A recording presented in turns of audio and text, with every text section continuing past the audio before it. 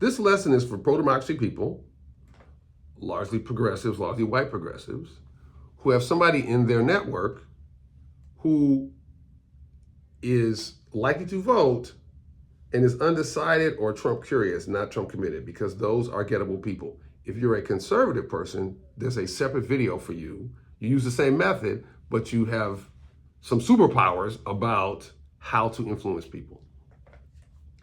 What you want to do in the reach method, reflect, calm down, inquire, British spelling, ask questions, move the conversation to stories, agree, use stories to show some sense of agreement. This is challenge. You're going to use stories to try to embody and convey your disagreement with Mr. Trump and his movement. So there are many things you can point to, but what you want to do is to figure out what you can tell a good story about. So maybe the story is about your reaction to seeing Charlottesville. Maybe it's your story about seeing your reaction to Lafayette Park, or what he did with in Helsinki with Mr. Putin, or what he did at the NATO meetings was pushing aside other people, or the general chaos that his administration produced. Or you could talk about your reaction to those White House briefings about COVID and promoting people using bleach or ivermectin, or your reaction to watching January 6th. The point is not to cite those things, but to talk about it from a personal standpoint, how you felt when you observed those. So you might have negative reactions to all of those things, but what you want to think about is, what do I have the best stories about, where I remember viscerally, I could tell the story about how I was feeling and connect that feeling to your position about Mr. Trump.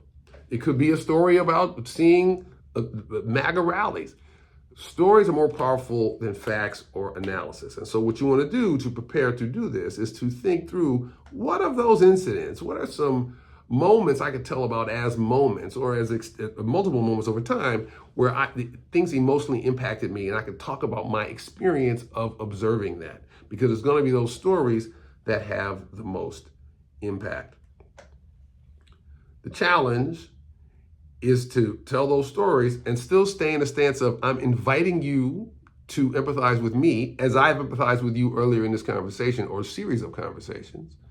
And now we're collectively examining all the factors at play, all the experiences we've had that might lead reasonable people to conclude one way or the other.